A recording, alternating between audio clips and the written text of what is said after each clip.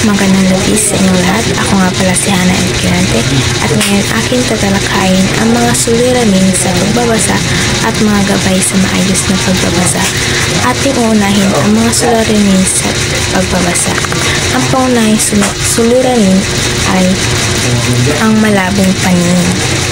Higit pa sa simpleng paglabo ng paningin, ang suliraning ito ay maaaring magdulot ng komplikadong epekto sa ating pag-aaral at pag-unawa. Ang pagpatuloy na pagpupumilit na basahin ang mga malabong letra ay maaaring magdulot ng pagkapagod ng mata na siyang sanhi ng pagkawala ng konsentrasyon at interes sa pagbabasa. Ito ay maaaring maging sanhi sa pag-iwas sa pagbabasa na siyang magpapaalala sa kakulangan ng kaalaman. Halimbawa, isipin ng isang estudyante na may problema sa paningin ngunit hindi alam o hindi kayang magpagamot. Sa tuwing siya ay magbabasa, kailangan niyang pilitin ang kanyang mga mata na nagdudulot ng sakit sa ulo at pagkahilo. Dahil dito, hindi niya maipokus ang kanyang atensyon sa kanyang binabasa. Sa kalaunan, maaaring mawalan siya ng interes sa pag-aaral at bumaba ang kanyang mga mata. Ang pangalawang suliranin naman ay ang kakulangan sa kaalamang pangwika. Ang wika ay hindi lamang simpleng koleksyon ng mga salita. Ito ay isang sistema ng komunikasyon na naglalaman ng mga kahulugan, kultura at kasaysayan. Kung kulang tayo sa kaalaman sa wika, hindi lamang natin hindi maiintindihan ang mga salita, kundi pati na rin ang mga ideya, konsepto at mga pahiwatig na nakapaloob sa teksto. Ito ay maaaring magdulot ng maling interpretasyon at pagkatiko sa pag-unawa. Halimbawa, sa pagbabasa ng mga akda ni Dr. Jose Rizal, maaaring mga salita at parirala na gamit niya ay hindi na karaniwang ginagamit sa kasalukuyan. Kung hindi natin alam ang kahulugan ng mga salitang ito, hindi natin lubos na maiintindihan ang kanyang mga mensahe at ang kanyang pananaw sa lipunan. Ito ay maaaring magdulot ng maling interpretasyon sa kanyang mga akda at hindi natin lubos na mapahalagahan ang kanyang kontribusyon sa ating bansa. Ang pangatlong suliranin naman ay kakulangan sa kaalamang kultural. Ang kultura ay ang kabuuan ng ating mga paniniwala, tradisyon, kaugalian at mga pagpapahalaga. Ito ay nagbibigay ng konteksto sa ating pag-unawa sa mundo. Kung hindi natin alam ang kultura ng isang teksto, maaaring hindi natin maintindihan ang mga simbolismo, mga pahiwatig at mga kahulugan na napapaloob dito. Ito ay maaaring magdulot ng maling interpretasyon at pagkatugo sa pag-unawa. Halimbawa, sa pagbabasa ng mga alamat at kwentong bayan, mahalagang maunawaan ang mga paniniwala at kaugalian ng mga sinaunang Pilipino. Halimbawa, sa alamat ng Mariang Makiling, kailangan natin maunawaan ang pagpapahalaga ng mga sinusunang Pilipino sa kalikasan at ang kanilang paniniwala sa mga espiritu. Kung hindi natin alam ang mga ito, maaring hindi natin lubos na mapahalagahan ang mensahe ng alamat at ang kanyang kahalagahan sa ating kultura. At ang panghuling suliranin naman ay ang kakulangan sa kaalaman, impormasyon at karanasan na may kaugnayan sa impluwensyang pampisikal, pangkapaligiran at panlipunan. Ang ating mga karanasan sa buhay ay nagbibigay kulay at lalim sa ating pag-unawa. Kung wala tayong sapat na kaalaman tungkol dito, pahirapan tayong iugnay ang ating binabasa sa ating sariling realidad. Ang pagbabasa ay hindi lamang tungkol sa pag-unawa sa mga salita, kundi pati na rin sa pag-uugnay nito sa ating sariling buhay at sa ating lipunan. Halimbawa, kung ikaw ay nagbabasa ng isang artikulo tungkol sa kahirapan, ngunit hindi ka nakaranas ng kahirapan, maaaring hindi mo lubos na maiintindihan ang mga hamon at paghihirap na nakaharap ng mga mahihirap. Ngunit kung nakita mo mismo ang mga taong nagugutom, walang tirahan at walang trabaho, mas maiintindihan mo ang kahalagahan ng pagbabasa tungkol dito at ang pangangailangan na gumawa ng aksyon upang malutas ang problema ito. Ngayon, matapos nating suriin ang mga suliranin, atin namang talakayin ang mga gabay sa maayos na pagbabasa. Ang unang gabay ay ang pagbibigay ng pag-unawang literal sa tekstong binasa. Pagpuna sa mga detalyeng nabasa. Ang pagpuna sa mga detalye ay ang pagbibigay pansin sa mga tiyak na impormasyon, pangalan, lugar, petsa at iba pang mahalagang datos na nakasaad sa teksto. Ito ay mahalaga upang mabuo ang isang malinaw na larawan sa kung ano ang nangyayari sa kwento o teksto. Halimbawa, sa pagbabasa ng isang balita tungkol sa isang bagyo, dapat natin bigyan pansin ang mga detalye tulad ng pangalan ng bagyo, lakas ng hangin, mga lugar na apektado at ang bilang ng mga taong naapektuhan. Ang mga detalyeng ito ay nagbibigay sa atin ng konkretong impormasyon tungkol sa sitwasyon. Pangalawa, pagbubuod. Ang pagbubuod ay ang kakayahang ipahayag ang pangunahing ideya ng isang teksto sa maikling paraan. Ito ay nagpapakita na naunawaan natin ang mga mahahalagang punto ng teksto at kaya natin i-synthesize ang mga ito. Halimbawa, matapos basahin ang isang kabanata ng isang nobela, maaari tayong gumawa ng buod na naglalaman ng mga pangunahing pangyayari, mga tauhan at ang sentral na tema ng kabanata. Ang buod na ito ay nagpapakita na naunawaan natin ang mahalagang bahagi ng kwento. Pangatlo, ang pagkuha ng pangunahing diwa o kaisipan. Ang pagkuha ng pangunahing diwa ay ang pagtukoy sa sentral na mensahe o idea na naisip parating ng may akda.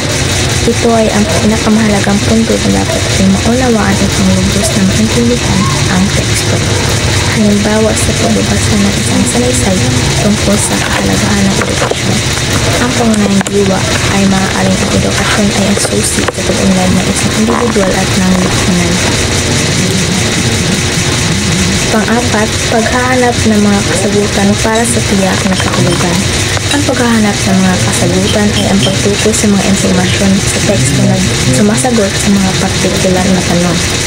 Ito ay nagpapakita na kaya natin maghanap ng mga tiyak na impormasyon sa teksto at gamitin naman ito upang sagutin ang mga tanong. Halimbawa, kung tayo ay nagbabasa ng isang artikulo tungkol sa kasaysayan ng Pilipinas, maaari tayong maghanap ng mga kasagutan sa mga tanong tulad ng kailan nagsimula ang pananapit ng mga Espanyol sa Pilipinas o sino si Jose Rizal. Panglima, paghahanap ng mga kasagutan para tiyakin ang nabuong konklusyon. Ang pagtiyak sa nabuong konklusyon ay ang paggamit ng mga impormasyon sa teksto upang patunayan o suportahan ang ating mga hinuha o konklusyon. Halimbawa, matapos basahin ang isang debate tungkol sa parusang kamatayan, maaari tayong bumuo ng isang konklusyon tungkol sa ating posisyon sa issue. Pagkatapos, maaari tayong maghanap ng mga impormasyon sa teksto na sumusuporta sa ating konklusyon. Ang pangalawang hakbang ay ang ganap na pag-unawa sa kaisipang naispadama ng may akda. Una, pagkilatis sa katangian ng tauhan. Ang pagkilatis sa katangian ng tauhan ay ang pag-unawa sa kanilang personalidad, motibo at mga pag-uugali. Halimbawa, sa pagbabasa ng Noli Me Tangere, dapat natin kilatisin ang katangian ni Crisostomo Ibarra. Siya ay isang idealista na nais maglingkod sa kanyang bayan, ngunit siya rin ay nagiging biktima ng kanyang mga paniniwala. Ang pag-unawa sa kanyang katangian ay nagbibigay sa atin ng mas malalim na pag-unawa sa kanyang mga aksyon at ang kanyang papel sa nobela. Pangalawa, pagbibigay sa sariling opinyon. Ang pagbibigay ng sariling opinyon ay ang pagpapahayag ng ating sariling pananaw tungkol sa teksto. Halimbawa, matapos basahin ang isang artikulo tungkol sa pagbabago ng klima, maaari tayong magbigay ng ating sariling opinyon tungkol sa mga solusyon na inimungkay sa artikulo. Maaari tayong sumang-ayon o hindi sumang-ayon sa mga ito at magbigay ng ating sariling mga ideya. Pangatlo, pagbibigay ng solusyon.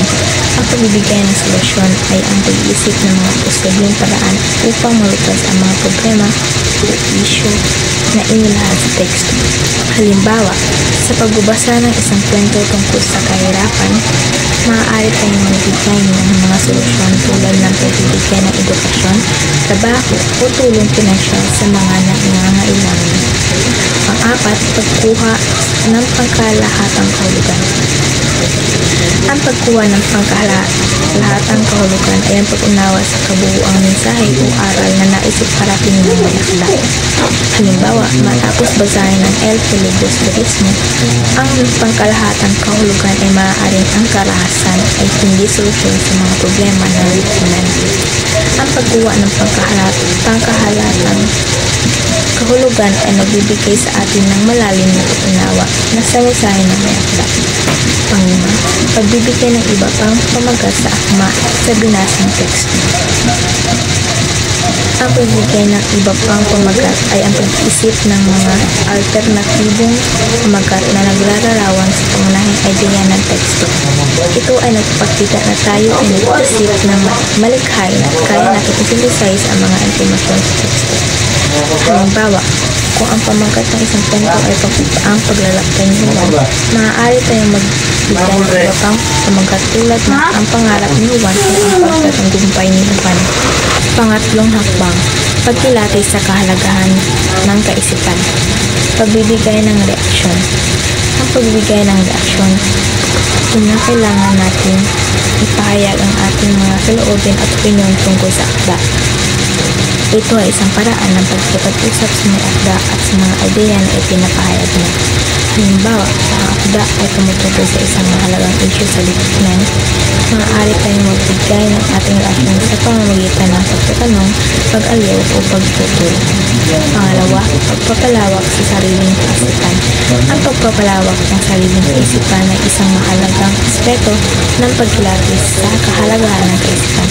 Ito ay tumutukoy sa proseso ng pag-unawa at pagsusuri ng mga ideya at konsepto na ipinapahayag ng may akda at paggamit ng mga ito upang mapalawak ang ating pag-unawa. Halimbawa, kung ang akda ay tumutukoy sa isang bagong ideya o konsepto, maaari tayong magpalawak ng ating sariling kaisipan sa pamamagitan ng paggamit ng mga tanong at paghahambing. Pangatlo, paghahambing at pagbibigay ng pagkakaiba.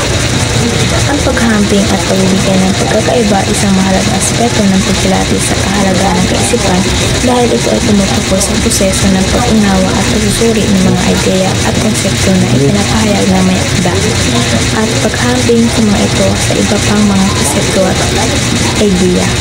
Halimbawa, kung ang akda ay tumutukoy sa isang mahalagang issue sa lipunan, maaari tayong maghahambing sa mga ito sa iba pang mga issue sa lipunan. Pang-apat, pagdama sa pananaw at kaisipan ng may akda. Ito ay tumutukoy sa proseso ng pag-unawa at pagsusuri sa mga ideya at konsepto na ipinapahayag ng may akda at pagdama sa mga ito sa konteksto ng kanilang pananaw at kaisipan. Halimbawa, kung ang akda ay tumutukoy sa isang mahalagang issue sa lipunan, maaari tayong magdama sa pananaw at kaisipan ng may akda sa pamamagitan ng pag-unawa sa kanilang mga salita, tono at konteksto. Panglima, pagtatalakay ukol sa iba pang katangian o kapintasan ng kwento. Ito ay tumutukoy sa proseso ng pag-unawa at pagsusuri sa mga ideya at konsepto na pinahahayag ng may akda at pagtatalakay sa mga ito sa konteksto ng kanilang mga katangian o kapintasan. Halimbawa, kung ang akda ay tumutukoy sa isang mahalagang issue sa lipunan, maaari tayong magtalakay ukol sa mga katangian o kapintasan ng kwento sa pamamagitan ng pag-unawa sa mga elemento ng kwento tulad ng mga tauhan, tagpuan, at ang mga pangyayari. Ang pang-apat na hakbang, pagsasanib ng kaisipang nabasa at karanasan. Pagbibigay ng sariling pananaw. Ito ay tumutukoy sa proseso ng pag-unawa at pagsusuri ng mga ideya at konsepto na pinahayag ng may akda at paggamit ng mga ito upang mapalawak ang ating sariling pananaw. Pangalawa, pag-uugnay ng sariling karanasan sa totoong buhay. Ito ay tumutukoy sa proseso ng pag-unawa at pagsusuri sa mga ideya at konsepto na ipinahayag ng may akda at paggamit ng mga ito upang palawak ang ating sariling karanasan.